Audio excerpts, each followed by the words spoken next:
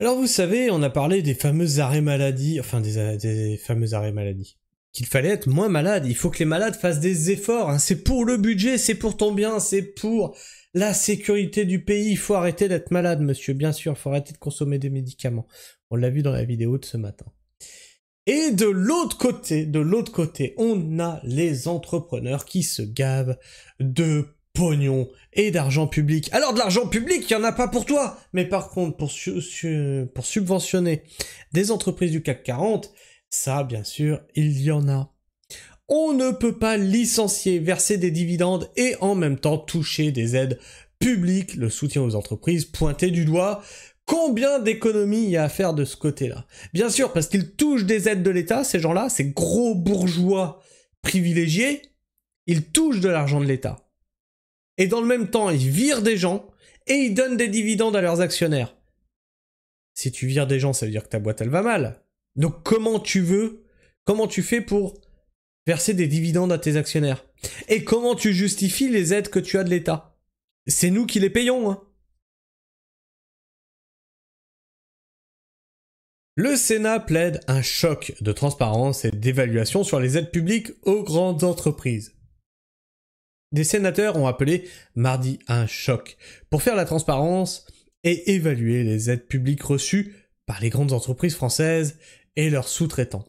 Les sénateurs Olivier Rietmann, les Républicains, et Fabien Haguet, Parti communiste français, présentaient mardi les conclusions du rapport auquel a abouti la commission d'enquête sur l'utilisation des aides publiques aux grandes entreprises et à leurs sous-traitants, commission dont ils étaient respectivement présidents et rapporteurs. Rappelez-vous, hein, ça on l'avait traité, et vous étiez beaucoup dans les commentaires à me dire « Oui, enfin, les commissions d'enquête, ça mène jamais à rien, etc. etc. » Visiblement, ça mène à des choses. La commission a évalué à 211 milliards d'euros. 211 milliards d'euros. Les aides publiques reçues par des entreprises de toute taille en France en 2023 par le biais de 2252 dispositifs différents. Alors c'est très bien, vous avez commencé à regarder par là. Regardez maintenant du côté des associations aussi. Je pense on leur lâche un sacré billet aussi.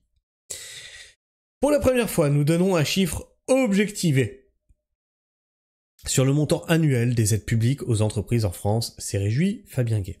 Mais moi, ce qui me surprend, c'est que vous le saviez pas, ça. C'est-à-dire que vous avez de l'argent qui sort des caisses, et il faut que vous demandiez aux entreprises combien on vous donne. Est-ce que vous pouvez nous dire? C'est pour qu'on fasse un calcul pour savoir combien ça sort des caisses. Mais à quel moment? Tu devrais savoir ce qui sort de tes caisses. Pour la première fois, les parlementaires et l'ensemble du public peuvent dire que l'un des premiers budgets de l'État, c'est les aides publiques aux entreprises, a poursuivi le rapporteur. Et on y passe un pognon de dingue. La surprise des sénateurs. Ce qui nous a stupéfait, c'est qu'il n'existe aujourd'hui aucune définition précise des aides publiques, qu'il n'y a quasi aucun tableau de suivi et d'évaluation, qu'il existe 2252 dispositifs d'aide d'État et qu'en réalité il n'y a aucun tableau centralisateur, donc l'administration a été incapable de nous dire combien elle donnait, à qui et à quoi cela servait, a regretté le sénateur communiste au début de sa présentation. La commission propose donc de rendre transparent les aides, de mieux évaluer et encadrer leurs utilisations à travers 26 recommandations. Alors moi je vais faire plus simple que ça, hein, les gars. C'est vous avez un budget tous les ans, plutôt que de faire tes vœux, tu nous dis où est parti le pognon. C'est aussi simple que ça. Leurs utilisations... Là on aura de la transparence. Évaluer et encadrer leurs utilisations à travers 26 recommandations. Regroupées en 4 parties. Fabien Gay énoncer ces parties. La première, un choc de transparence. Puis la deuxième, un choc de rationalisation. La troisième, qui est pour le cœur du rapport, un choc de responsabilisation. Il est choqué. Fabien Gay est choqué. Je suis choqué. Et enfin un dernier, choc d'évaluation. Parmi les principales recommandations, c'est des recommandations ou c'est des chocs? Les sénateurs demandent qu'en cas de délocalisation, l'entreprise concernée rembourse l'aide publique reçue sur les 2 dernières années. comme l'a résumé Fabien Gay. La commission propose aussi d'interdire l'octroi d'aides publiques à des entreprises condamnées de manière définitive pour des infractions graves et qui ne publient pas leurs comptes, ou encore d'exclure les aides publiques du périmètre du résultat distribuable, à l'exception des exonérations et allègements de cotisations sociales. On n'a pas noté que certaines entreprises, et pardonnez-moi l'expression, mais se goinfrent, a nuancé Olivier Rietmann, affirmant qu'il n'y avait pas de jugement de valeur sur ces 211 milliards d'euros. Il n'est pas question de dire que 200 milliards, c'est beaucoup trop, ou c'est pas assez. Le sénateur LR a comparé les aides publiques en France à celles des États-Unis ou en Chine, et a estimé qu'on ne peut pas dire que la France soit un pays qui soutient plus que les autres ces entreprises. Ah, c'est rigolo, hein, on voit le discours du communiste qui est là, qui dit ouais non, là, faudrait qu'on soit plus transparent, et le discours donc plutôt de droite, hein, LR, qui dit oui, on soutient bien sûr, mais bon, est-ce qu'on peut dire qu'on soutient trop ou pas assez? Bon, je sais pas, parce qu'aux États-Unis, Chine, tout ça, ils soutiennent aussi au final, donc c'est rigolo. Le président de la commission a toutefois noté qu'il y avait un vrai sujet de l'évaluation, et de savoir si chaque euro alloué à l'aide aux entreprises est efficace. On est dans les choux au niveau de l'évaluation des dispositifs d'aide, on est dans les choux, a-t-il déclaré, regrettant le manque de vision globale, menant, selon lui, à l'addition de ces 2252 dispositifs d'aide différents. La commission qui avait lancé ses travaux en janvier a auditionné une trentaine de dirigeants d'entreprises françaises, dont le PDG du géant du luxe LVMH, Bernard Arnault, ou celui du groupe pétrolier et gazier Total Energy, Patrick Pouyanné, lors d'échanges parfois vifs et tendus. Elle a également interrogé des élus locaux, des hauts fonctionnaires ou encore des représentants de syndicats. Le but de la commission était d'établir le coût global des aides publiques dont bénéficient les grandes entreprises. Bref, on leur donne beaucoup trop de thunes.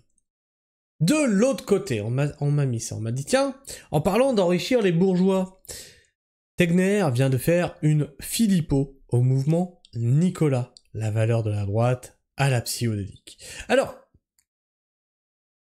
pourquoi il dit qu'il fait une Philippot? Parce que Philippot avait déposé la marque Les Gilets jaunes.